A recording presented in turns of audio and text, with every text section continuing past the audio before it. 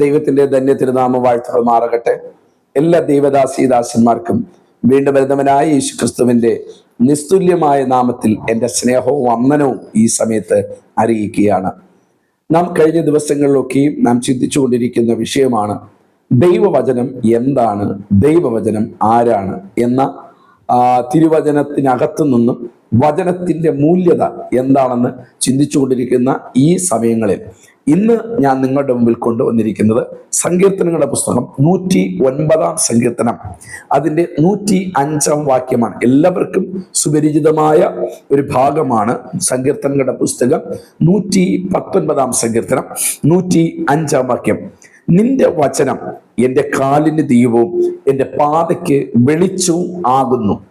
വളരെ മനോഹരമായിരിക്കുന്ന ഒരു ചിന്തയാണ് വെളിച്ചം. ദൈവവചനത്തെ വെളിച്ചമായി ചിത്രീകരിച്ചിരിക്കുകയാണ്. ഇവിടെ വായിക്കുന്നത് ഇങ്ങനെയാണ്: അങ്ങയുടെ വചനം എന്ന് വെച്ചാൽ ദൈവത്തിന്റെ വചനം, നമ്മുടെ കയ്യിലിരിക്കുന്ന ദൈവത്തിന്റെ വചനം എന്താണ്? അത് നമ്മുടെ കാലിന് ദീപമാണ്. എന്താണ് ആ ദീപവും? അടുത്ത് പറയുന്നു വെളിച്ചവും എന്ന് പറയുന്ന രണ്ട് ഭാഗങ്ങൾ. ഈ പഴയ കാലങ്ങളിൽ ചെറിയ കൈവിളക്കുകളുണ്ട്, ചെറിയ വിളക്കുകളുണ്ട്. അതിനെയാണ് ദീപം എന്ന് പറയുന്നത്.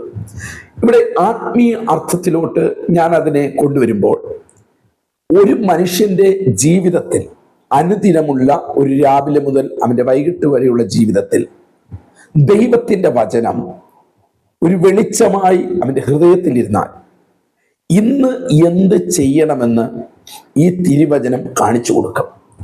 2, എങ്ങനെ നടക്കണം. 3, എന്ത് ഒഴിവാക്കണം. ഇതിനെയാണ് ചെറിയ വിളക്ക് എന്ന് വെച്ചാൽ ഒരു കാലിന് ദീപം എന്ന് വെച്ചാൽ വ്യക്തിപരമായ ജീവിതത്തില് ദൈവത്തിന്റെ വചനം ഒരു വെളിച്ചമായി പ്രയോജനപ്പെടും. ഒരിക്കൽ കൂടി ഞാൻ പറയട്ടെ, ഇന്ന് ഞാൻ എന്ത് ചെയ്യണം എന്ന് ഓരോ ദിവസവും ഓരോ മണിക്കൂറും പറഞ്ഞു തരുന്നതാണ് ദൈവവചനമാകുന്ന വെളിച്ചം. 2, എങ്ങനെ നടക്കണം. എങ്ങനെയൊക്കെ നടക്കാം, പക്ഷേ ഒരു ദൈവ പൈതൽ, ഒരു ആത്മീയ ജീവിതത്തിൽ നിൽക്കുന്ന പൈതൽ, ഇല്ലെങ്കിൽ നിത്യതയ്ക്ക് വേണ്ടി ഒരുക്കപ്പെടുന്ന ഒരു വിശുദ്ധനായി തീരുവാൻ ആഗ്രഹിക്കുന്ന ഒരു ദൈവ പൈതൽ എങ്ങനെ നടക്കണം എന്നത് നമ്മുടെ തിരുവചനം അല്ലെങ്കിൽ വചനമാകുന്ന വെളിച്ചത്തിൽ നടന്നാൽ മാത്രമേ ഒരു വിശുദ്ധിയോടെ ജീവിക്കാൻ പറ്റുകയുള്ളൂ. അങ്ങനെയാണെങ്കിൽ എങ്ങനെ നടക്കണം എന്ന് രാവിലെ മുതൽ നമുക്ക് പറഞ്ഞു തരുന്നതാണ് ഈ കൊച്ചു ദീപമായിരിക്കുന്ന, നമ്മുടെ കാലിന് പ്രകാശമായിരിക്കുന്ന ഈ ദീപം അല്ലെങ്കിൽ ദൈവത്തിന്റെ വചനം. ഇനി 3, എന്ത് ഒഴിവാക്കണം. പലതും നമ്മുടെ ജീവിതത്തിൽ വരും, പലരും വരും, പലതും നമ്മുടെ അടുക്കൽ വരും. അവിടെ എല്ലാം നമുക്ക് സ്വീകരിക്കാൻ പാടില്ല.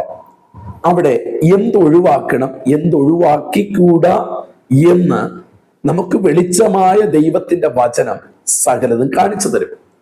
ഇതിനെയാണ് കാലിന് ദീപം എന്ന് പറയുന്നത്. ഇനി അടുത്തൊരു ഭാഗം കാണുന്നു, എൻ്റെ പാതയ്ക്ക് വെളിച്ചവുമാകുന്നു. അപ്പോൾ എൻ്റെ കാലിന് ദീപം പേഴ്സണലായിട്ടുള്ള കാര്യങ്ങൾക്ക്. ഇനി നമ്മുടെ പാതയ്ക്ക് ഇതൊരു പ്രകാശമാണ്. അതിനെ എന്താണ് ആത്മീയ അർത്ഥത്തിൽ കൊണ്ടുവരുന്നത്? നമ്മുടെ ജീവിതത്തിന്റെ ദിശ. 2, ദൈവഹിതം. 3, നിത്യമായ ലക്ഷ്യം. ഇത് നമുക്ക് കാണിച്ചു തരുന്നത് വെളിച്ചമാണ്.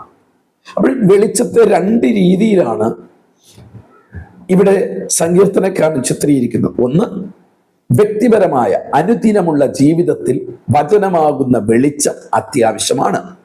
2, ഇതൊരു വലിയൊരു വെളിച്ചമാണ്. ഒരു ദേശത്ത്, ഒരു കുടുംബത്തിൽ, ഒരു പട്ടണത്തിൽ, ഒരു സഭയ്ക്ക് ഇതൊരു വെളിച്ചമാണ്. അതെന്തിനാണ്? നമ്മുടെ പാതയ്ക്ക് പ്രകാശമായി, വെളിച്ചമായി ഇത് തിരുവചനം മാറുകയാണ്. അതിനിവിടെ പറയുന്നത് നമ്മുടെ ജീവിതത്തിന്റെ ദിശ. നമുക്കറിയാം, എങ്ങോട്ട് പോകണമെന്ന് പോലും ചില സമയത്ത് നമുക്കറിയത്തില്ല.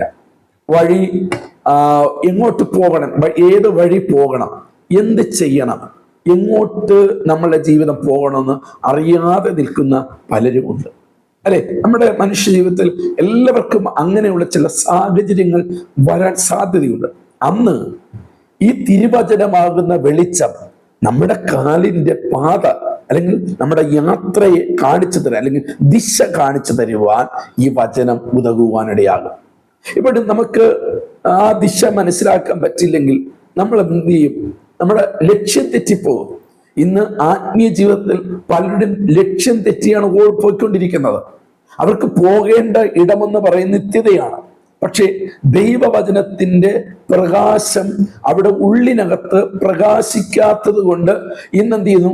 നിത്യത വിട്ട് അവർ വേറെ വഴിയായി അവരുടെ ആത്മീയതയെ കൊണ്ടുപോയിക്കൊണ്ടിരിക്കുകയാണ്. അതിന്റെ അവസാനം എന്ന് പറയുന്നത് നിത്യമായ നരകം മാത്രമാണ്. Praise the Lord. അങ്ങനെയാണെങ്കിൽ നമ്മുടെ കാലിന് ദീപവും പാതയ്ക്ക് പ്രകാശവുമായി തീരുന്നത് ദൈവത്തിന്റെ വചനമാകുന്ന വെളിച്ചമാണ്. ഇനി നോക്കണം, പാപത്തിൽ വീഴാതിരിപ്പാൻ ഒരു മുന്നറിയിപ്പാണ് ഈ ദൈവത്തിന്റെ വചനമാകുന്ന വെളിച്ചം. ഇരുട്ടിൽ വഴികാട്ടുന്നതാണ് വെളിച്ചം. ഇനി ഭയത്തിൽ നമ്മളായിരിക്കുമ്പോൾ ധൈര്യം തരുന്നതാണ് വെളിച്ചം എന്ന് പറയുന്നത്, അല്ലെ? നമ്മളൊന്ന് ചിന്തിച്ചു നോക്കണം. നമ്മള് ഇരുട്ടത്ത്, നമ്മൾ ഭയങ്കര കൂരിരുട്ട, ഈ സമയത്ത് ഒരു വെളിച്ചം വന്നു കഴിഞ്ഞാൽ നമ്മുടെ ലൈഫ്, നമ്മൾക്ക് എന്ന് കറക്റ്റ് വഴി നമുക്ക് മനസ്സിലാക്കും, ലക്ഷ്യം കാണുവാനിടയാകും. എവിടേക്കെന്ന് അറിഞ്ഞുകൂടാത്ത കുരുടന്മാരെ പോലെ അനേകരായിക്കൊണ്ടിരിക്കുകയാണ്. വെളിച്ചമില്ല, കാഴ്ചയില്ല. ഏത് കാഴ്ച? പുറമേയുള്ള കാഴ്ചയല്ല, ആത്മീയ കാഴ്ചപ്പാടില്ല. കാരണം എന്താണ്? ദൈവവചനമാകുന്ന വെളിച്ചം അവരുടെ അകത്ത് കത്തുന്നില്ല, അകത്ത് പ്രകാശിക്കുന്നില്ല. പ്രകാശിച്ചാൽ മാത്രമേ നമുക്ക് ഇരുട്ടിൽ ഒരു വഴികാട്ടിയായി ദൈവവചനമാകുന്ന വെളിച്ചം പോകാൻ കഴിയുള്ളൂ. 2, പാപത്തിൽ വീഴാതിരിപ്പാൻ ഒരു മുന്നറിയിപ്പ് ഈ വെളിച്ചം തരും. ഹല്ലേലൂയ. വെളിച്ചമില്ലെങ്കിൽ നമ്മൾ പാപത്തിലോട്ട് പോകും.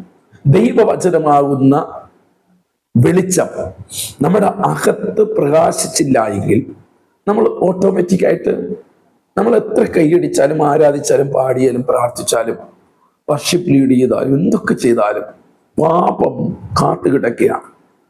ഒരിക്കൽ ആദാമിന്റെ ഹവ്വയുടെയും മക്കളോട് പറഞ്ഞു, മൂത്തവനോട് പറഞ്ഞു, പാപം നിന്റെ വാതിക്കൽ കിടക്കുന്നു, അതിന്റെ ആഗ്രഹം നിന്നോടാകുന്നു, നീ അതിനെ കീഴ്പ്പെടുത്തണം.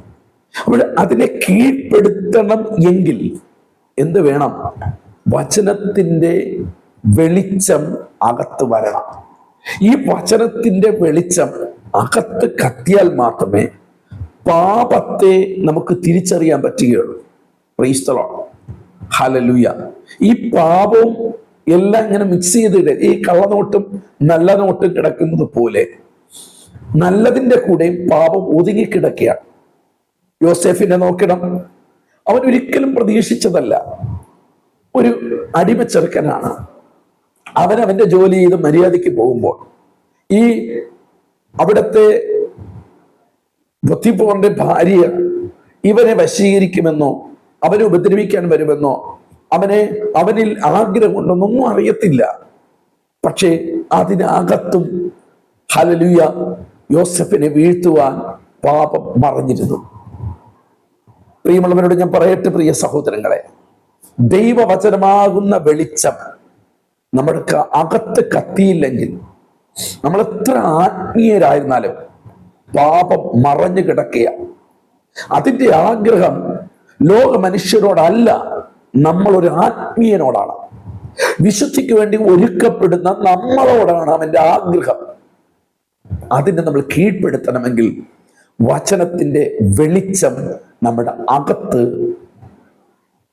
കത്തിക്കൊണ്ടിരുന്നാൽ, അല്ലെങ്കിൽ പകർന്നാൽ മാത്രമേ, വചനത്തിന്റെ വെളിച്ചം ശരിക്കും അകത്ത് വന്നാൽ മാത്രമേ പാപത്തെ ജയിക്കാൻ പറ്റുകയുള്ളൂ. Praise the Lord. ഹല്ലേലൂയ. ഇനി പൗലോസ് അപ്പോസ്തലൻ മെലീത്ത ദ്വീപിലേക്ക് കയറുകയാണ്. എല്ലാവരും ചുള്ളിപ്പെറുക്കി ആ വലിയ തണുപ്പിൽ നിന്ന് രക്ഷപ്പെടാൻ വേണ്ടി തീ കത്തിക്കുമ്പോൾ പൗലോസും ഒരു വിറക് പുറക്കി. അതിനകത്ത് എന്തുണ്ടായിരുന്നു? ഒരു അണലി ഉണ്ടായിരുന്നു. അത് പൗലോസിന്റെ കൈമേൽ ചുറ്റുവാനിടയായി. ഇതുപോലെയാണ് നമ്മൾ പോലും പ്രതീക്ഷിക്കാത്തിടത്താണ് പാപം ഒളിഞ്ഞു കിടക്കുന്നത്.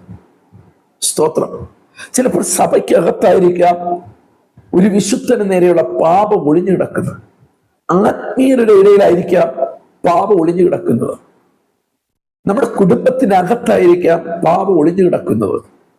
പക്ഷേ അതിനെ ശരിക്കും ആ പാപത്തെ കാണണമെങ്കിൽ നമ്മൾ എന്ത് ചെയ്യണം? വിളക്ക് അല്ലെങ്കിൽ വെളിച്ചം നമ്മുടെ അകത്ത് കത്തണം. ആ വെളിച്ചമാണ് ദൈവത്തിന്റെ വചനം എന്ന് പറയുന്നത്. യേശുക്രിസ്തു ഒരു 10 ദ്രഹ്മയുള്ള ഒരു സ്ത്രീയെ കുറിച്ച് നമ്മളെ ഉപമകളാൽ പഠിപ്പിക്കുന്നു. ആ സ്ത്രീക്ക് ഒരു ദ്രഹ്മ നഷ്ടപ്പെട്ടു പോയി.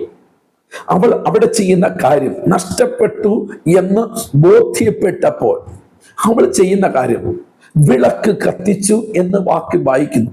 എന്നതിന്റെ അർത്ഥം വചനത്തിൽ അവൾ നോക്കി, വചനം അവളുടെ വീട്ടിൽ കൊണ്ടുവന്നു, വചനം അവളുടെ ജീവിതത്തിൽ വന്നു.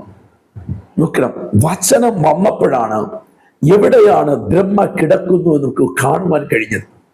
പ്രിയമുള്ളവരെ, സഹോദരി സഹോദരങ്ങളോട് ഞാൻ പറയുന്നു, പാപം കിടക്കുന്നത് ഇന്നിടത്തൊന്ന് ആർക്കും അറിയത്തില്ല. പക്ഷേ ദൈവവചനമുള്ള മക്കള് ആ പാപത്തെ തിരിച്ചറിയാനിടയാകും. എല്ലാ പ്രസംഗങ്ങളും പ്രസംഗമല്ല, പ്രസംഗത്തിനകത്തും പാപത്തിന്റെ വ്യാപാര ശക്തിയുണ്ട്. എല്ലാ അഭിഷേകവും അഭിഷേകമല്ല, അഭിഷേകത്തിനകത്തും ഒരു പൈശാചിക വ്യാപാര ശക്തിയുണ്ട്. ചിലയിടത്ത് ചില ശുശ്രൂഷകൾക്ക് വശീകരണ ശക്തികളുണ്ട്. ചിലയിടത്തൊക്കെ പാപത്തിന്റെ പച്ചയായ പാപത്തിന്റെ വ്യാപാരങ്ങളുണ്ട്. ഇതിനെ എങ്ങനെ തിരിച്ചറിയുമെന്ന് ചോദിച്ചാൽ ഒരൊറ്റ കാര്യമുള്ളൂ, ദൈവവചനം അകത്ത് കത്തുന്നവന് മാത്രമേ ഇത് തിരിച്ചറിയാൻ കഴിയുള്ളൂ.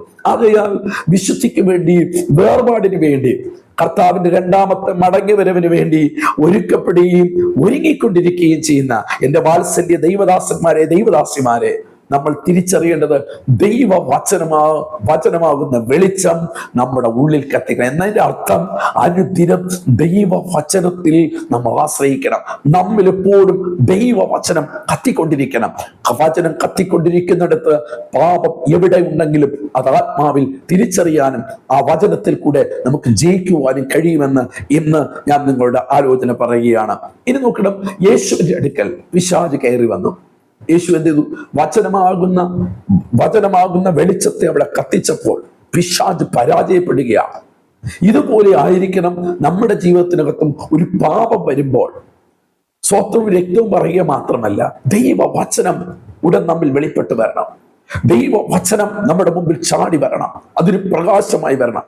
നോക്കുക, ഈ കള്ളൻ വരുമ്പോൾ, നമ്മുടെ കള്ളൻ വീട്ടിന്റെ പുറത്ത് നിൽക്കുമ്പോൾ ആരെങ്കിലും ഒരാൾ, ആ ദേശത്തുള്ള ഒരാൾ അവരുടെ വീട്ടിന്റെ മുറ്റത്ത് ഒരു പ്രകാശം കത്തിപ്പിച്ചാൽ ആ കള്ളൻ ഓടി മറയാനിടയാകും. കള്ളൻ അറിയാം ഇവിടെ എവിടെയോ ആൾക്കാർ താമസിക്കുന്നു, ആൾക്കാർ എഴുന്നേറ്റിരിക്കുന്നു എന്ന് പറഞ്ഞവൻ ഓടും. ഇതുപോലെയാണ് ഒരു വ്യക്തിയുടെ ജീവിതത്തിൽ പാപം അവന്റെ ജീവിതത്തിൽ വരാതിരിക്കയില്ല. പാപം വരുമ്പോൾ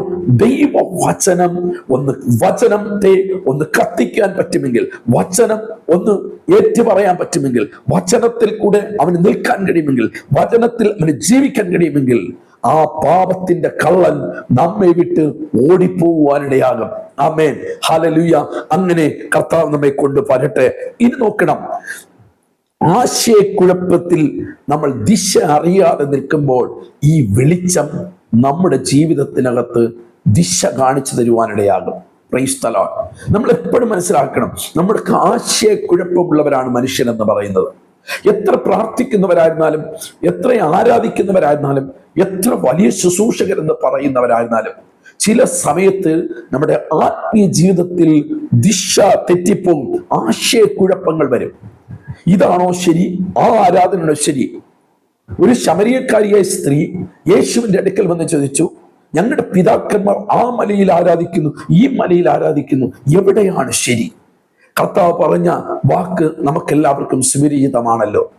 ഞാൻ പറഞ്ഞതിന്റെ സാരം, ആശയക്കുഴപ്പങ്ങൾ സംഭവിക്കുന്ന ഒരു ആത്മീയ ലോകത്താണ്, ദിശ മാറിക്കൊണ്ടിരിക്കുന്ന ലോകത്താണ് നമ്മൾ ജീവിക്കുന്നത്.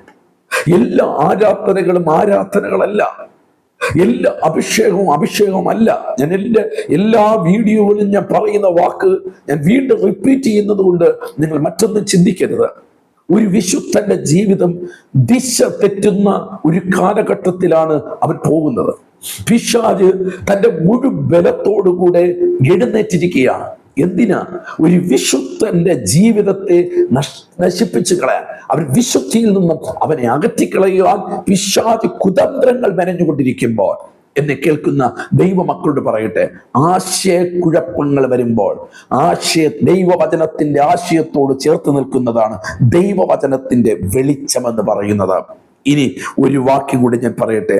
നമ്മുടെ ഉള്ളിൽ ഭയം വരുന്ന അവസരങ്ങളുണ്ട്. ഭയം, ഇരുട്ട് വ്യാപരിക്കുമ്പോൾ ഭയം വരാറില്ലേ? വരും. ആർക്കും ഒരു ഭയം വരും. എത്ര ധൈര്യശാലി എന്ന് പറയുന്ന ഒരു മനുഷ്യനും ഇരുട്ടത്ത് കൂടെ പോകുമ്പോൾ ഒരു ഭയം വരും. ആ ഭയം നമ്മുടെ ജീവിതത്തിനകത്ത് നമ്മുടെ ആരോഗ്യത്തെ ചോർത്തിക്കളയും, നമ്മുടെ ഈ ജീവിതത്തിന്റെ സകലതിനെ ചോർത്തിക്കളയുന്നതാണ് ഭയം എന്ന് പറയുന്നത്. എന്നാൽ ആ ഭയപ്പെടുന്ന സമയത്ത് ഒരു വെളിച്ചം വരട്ടെ. ആരുടെ പെട്ടെന്നൊരു വെളിച്ചം അഴിച്ചു. നമ്മളൊരു ഇരുണ്ട സ്ഥലത്തുകൂടെ ഇങ്ങനെ യാത്ര ചെയ്യുകയാണ്. നമ്മുടെ മനസ്സെല്ലാം പേടിച്ചിരിക്കുക. അയ്യോ, ആരുമില്ലല്ലോ, എന്ത് ചെയ്യും? പെട്ടെന്ന് ഒരു വീട്ടിൽ ലൈറ്റ് കത്തി. നമുക്ക് എന്തോ ഒരു ആശ്വാസമില്ലേ? ഇത് തന്നെയാണ് ദൈവത്തിന്റെ വചനം എന്ന് പറയുന്നത്. നിങ്ങളുടെ ഉള്ളിൽ അധൈര്യങ്ങൾ വരുമ്പോൾ, നിങ്ങളുടെ ജീവിതത്തിനകത്ത് ഇനി എന്ത് ചെയ്യും, ഇനി എങ്ങോട്ട് പോകാൻ എന്തുണ്ടെന്നൊക്കെ ജീവിതത്തിനകത്ത് വരുമ്പോൾ, വചനത്തിന്റെ വെളിച്ചം അവിടെ കത്തുമ്പോൾ നിങ്ങൾ ധൈര്യമുള്ളവരായി തീരുവാനിടയാകും. ആമേൻ. ഞാൻ ഇത്രയും പറഞ്ഞ് ഞാൻ മുമ്പിലോട്ട് പോകട്ടെ. അപ്പോൾ ദൈവത്തിന്റെ വചനം എന്ന് പറയുന്നത് വെളിച്ചമാണ് എന്ന് തിരുവചനം നമ്മളെ പഠിപ്പിക്കുന്നു. ഇനി 2-3 തിരുവചനങ്ങൾ നിങ്ങളോട് വാക്യങ്ങൾ പറയാൻ ആഗ്രഹിക്കുകയാണ്. സങ്കീർത്തനം 119 130 നമുക്കൊന്ന് വായിക്കാം. നിന്റെ വചനങ്ങളുടെ വെളിപ്പാട് പ്രകാശനം നൽകുന്നു. കേട്ടോ, ദൈവവചനങ്ങളുടെ വെളിപ്പാട് എനിക്ക് എന്ത് ചെയ്യുന്നു? പ്രകാശം നൽകുന്നു. അങ്ങനെയാണെങ്കിൽ നമ്മുടെ ജീവിതം പ്രകാശിക്കണമെങ്കിൽ ദൈവവചനത്തിന്റെ വെളിപ്പാട് നമ്മുടെ ഉള്ളിൽ വരണം. അപ്പോൾ എന്ത് ചെയ്യും? നമ്മുടെ ദൈവവചനത്തെക്കുറിച്ചുള്ള ഒരു വെളിപ്പാട്, ദൈവവചനത്തെക്കുറിച്ചുള്ള വെളിപ്പാട്. ഇന്ന് ദൈവവചനത്തെക്കുറിച്ചുള്ള വെളിപ്പാടുകൾ കുറവാണ്. അതുകൊണ്ടാണ് ആത്മീയത്തിൽ പലരും പിന്മാറിപ്പോകുന്നത്. വളരെ ശക്തന്മാരായി എഴുന്നേറ്റ് വരുന്നു. കുറെ നാളുകൾ കഴിയുമ്പോൾ ഒന്നുമില്ലാത്തവരായി അവർ തീരുകയാണ്. പലരും ആത്മീയത്തിൽ ശക്തിയോടുകൂടെ കടന്നു വരുന്നു. 2-3 മാസം കഴിയുമ്പോൾ ആ ശക്തി ക്ഷയിച്ചു പോകുന്നു. കാരണം എന്താണ്? വചനത്തിന്റെ വെളിപ്പാട് അവരുടെ ഉള്ളിനകത്ത് കത്താത്തത് കൊണ്ടാണ്, പ്രകാശമായി തീരാത്തത് കൊണ്ടാണ്. അതുകൊണ്ട് ഞാൻ പറയുന്നു, ദൈവത്തിന്റെ വചനം അത്ര ആഴമേറിയ ഒരു വെളിച്ചമാണ്. ദൈവത്തിന്റെ വചനം കത്തേണ്ടടുത്ത് കത്തണം. ദൈവത്തിന്റെ വചനം അത് വെളിപ്പാടായി നമുക്ക് തീരും. ഇനി സദൃശവാക്യം 6:23 നിങ്ങളൊന്ന് വായിച്ചു നോക്കണം. കൽപ്പന ഒരു ദീപവും ഉപദേശം വെളിച്ചവും ആകുന്നു. കേട്ടോ, സദൃശവാക്യം 6:23 കൽപ്പന ദീപവും ഉപദേശം വെളിച്ചവും ആകുന്നു. എത്ര മനോഹരമായിരിക്കുന്ന! അതുകൊണ്ടാണ് പ്രിയമുള്ളവരെ, ദൈവവചനം നമ്മൾ പഠിച്ചാൽ മാത്രമേ അതിനകത്ത് മാത്രമേ കൽപ്പനയുള്ളൂ. അല്ലെ? കൽപ്പന. നമ്മളൊരു രാജ്യത്ത് ജീവിക്കുമ്പോൾ രാജ്യത്തിനൊരു നിയമമുണ്ട്, എങ്ങനെ ജീവിക്കണം. അമേരിക്കയുടെ സിസ്റ്റം വേറെ, ഇന്ത്യയുടെ സിസ്റ്റം വേറെ. ഇന്ത്യയുടെ സിസ്റ്റം അനുസരിച്ച് അമേരിക്ക നമുക്ക് ജീവിക്കാൻ പറ്റത്തില്ല.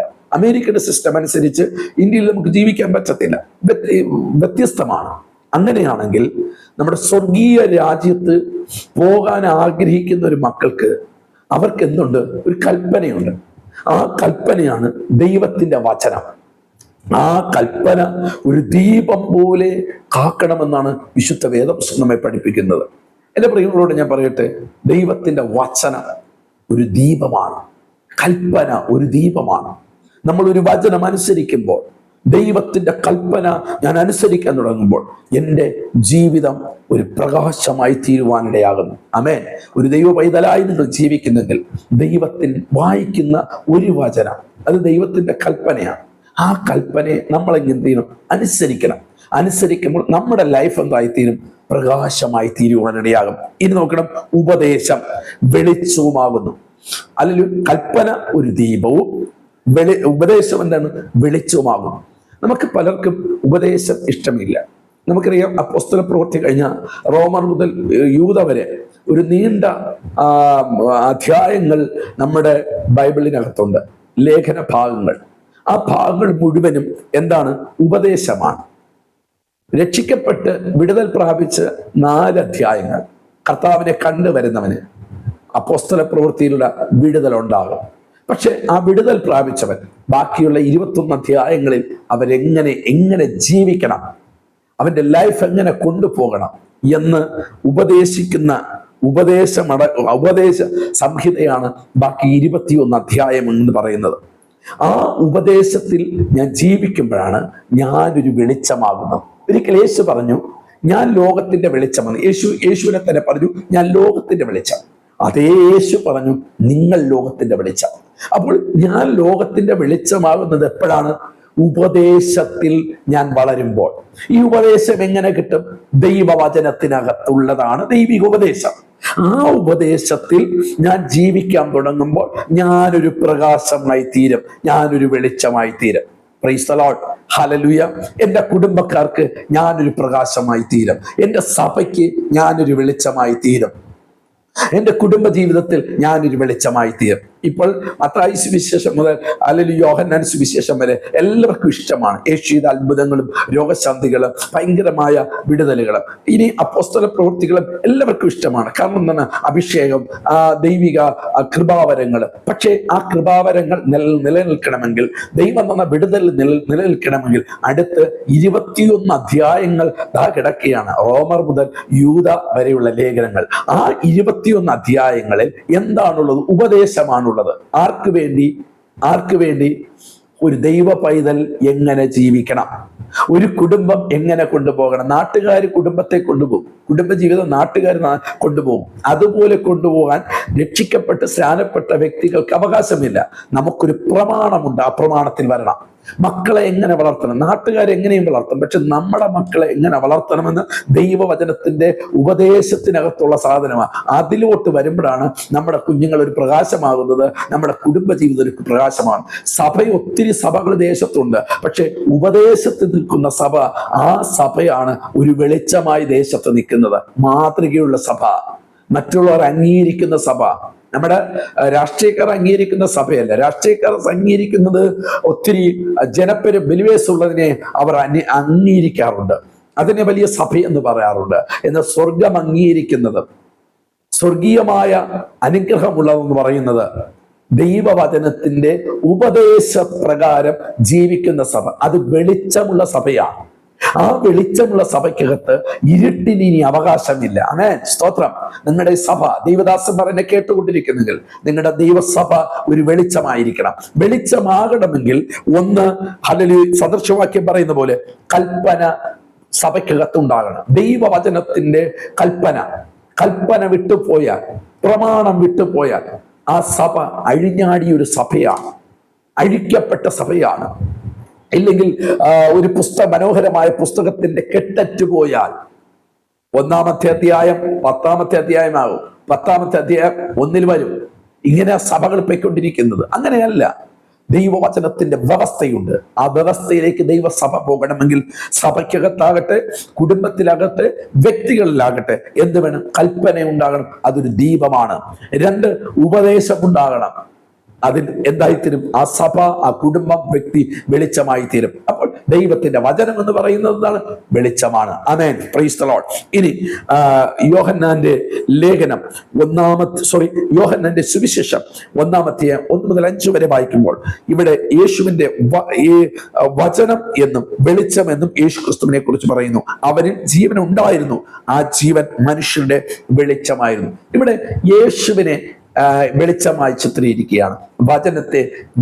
വചനത്തെയും യേശുവിനെയും ഇവിടെ വെളിച്ചമായി ചിത്രീകരിച്ചിരിക്കുകയാണ്. അങ്ങനെയാണെങ്കിൽ വചനമെന്ന് പറയുന്നത് കർത്താവാണ്, വെളിച്ചമെന്ന് പറയുന്നത് ദൈവത്തിന്റെ വചനമാണ്. നിങ്ങൾ എപ്പോഴും മനസ്സിലാക്കണം, ഈ വചനം അനുസരിക്കുന്നവരെ മാത്രമേ നിത്യതയിലേക്ക് പോകാൻ കഴിയുകയുള്ളൂ. ഓക്കെ, ഇനി 2 പത്രോസിന്റെ ലേഖനം 1-ാം അധ്യായം അതിന്റെ 19-ാം വാക്യം, ഇരുണ്ട സ്ഥലത്ത് പ്രകാശിക്കുന്ന വിളക്ക് പോലെ പ്രവാചക വചനം ഉണ്ട്.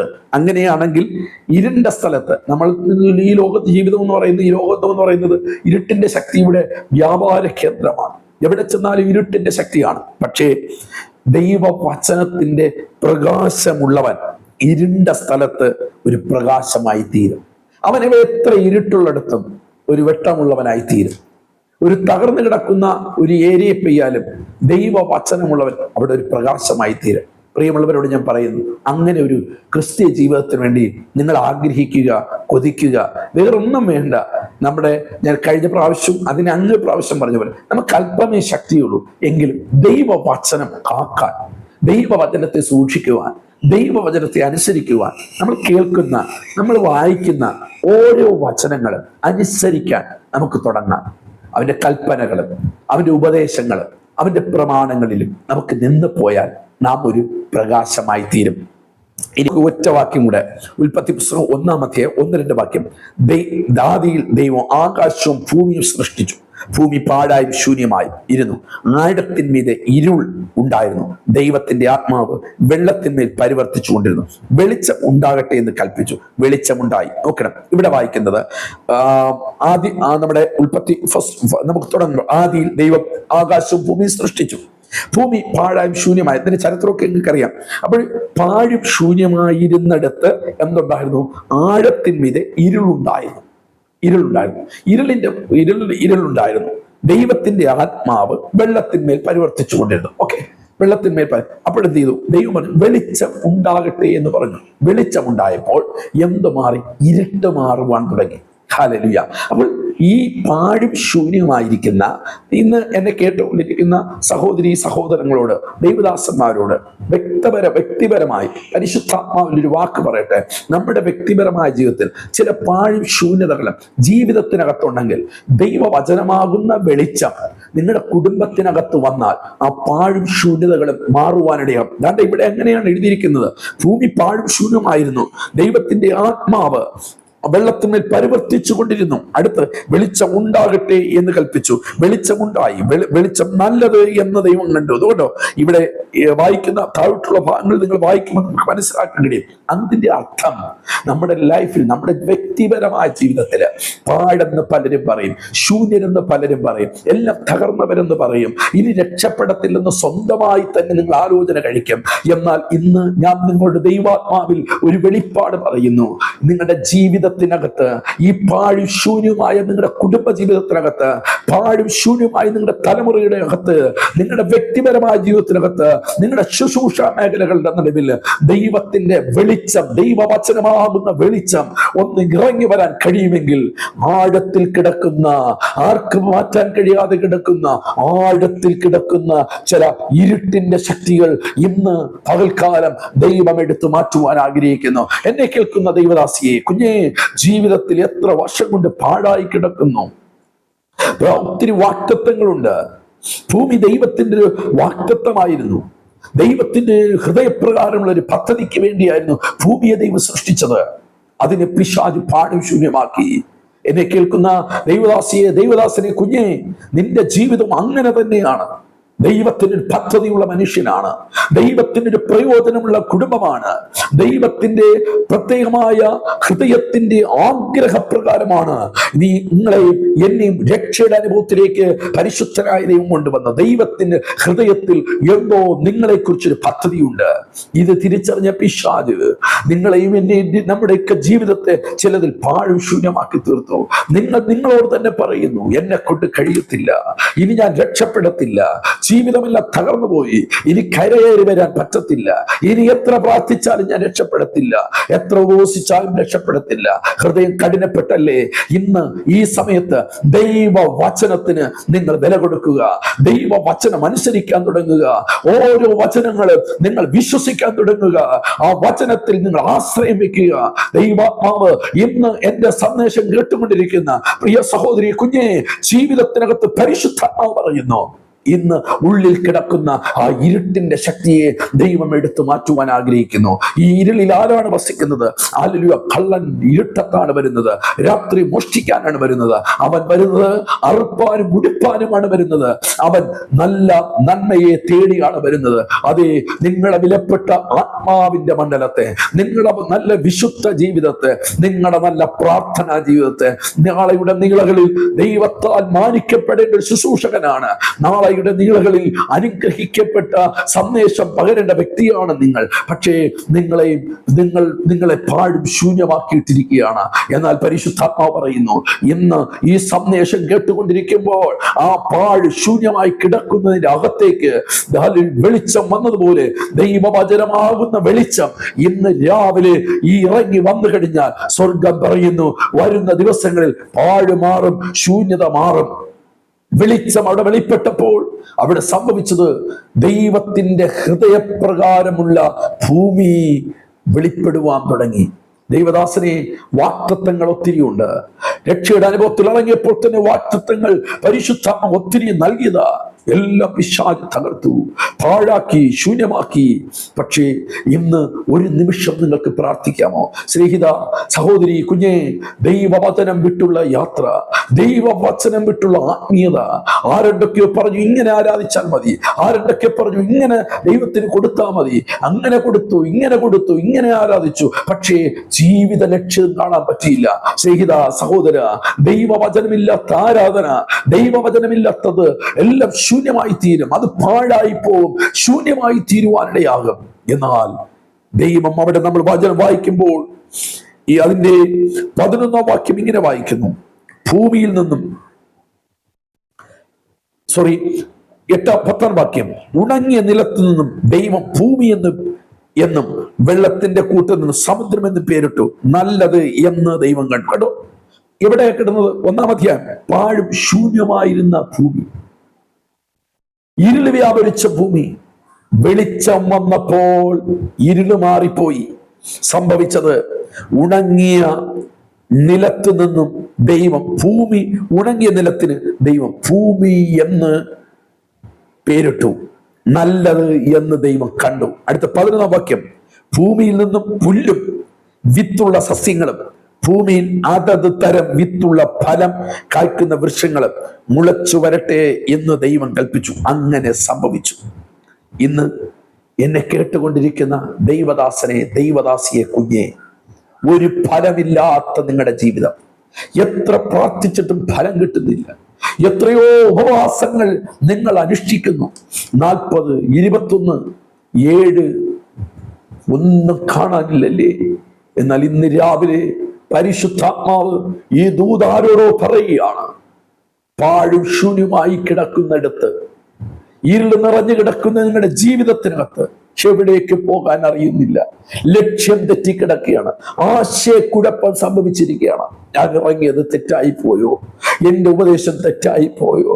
ഞാൻ പ്രാർത്ഥിക്കുന്നത് ശരിയല്ലേ? അതുകൊണ്ടാണോ എന്റെ വീട് ഇത്രയും ഇരുണ്ട് കിടക്കുന്നതൊക്കെ ചോദിക്കുന്നവരുണ്ട്.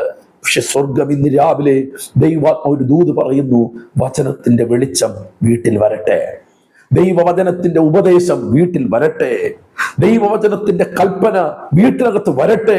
നിങ്ങളുടെ വ്യക്തിപരമായ ജീവിതത്തിൽ ദൈവവചനം ഇറങ്ങുമ്പോൾ അകത്ത് കിടക്കുന്ന ഇരുട്ടുകൾ മാറും, ആശയക്കുഴപ്പങ്ങൾ മാറും, നിങ്ങളുടെ പാത ക്ലിയർ ആകും, നിങ്ങളുടെ ലക്ഷ്യം ക്ലിയർ ആകും, നിങ്ങൾക്ക് വേണ്ടി ദൈവം ഒരുക്കുന്ന നന്മയെ ക്ലിയർ ആക്കി മനസ്സിലാക്കാൻ കഴിയും.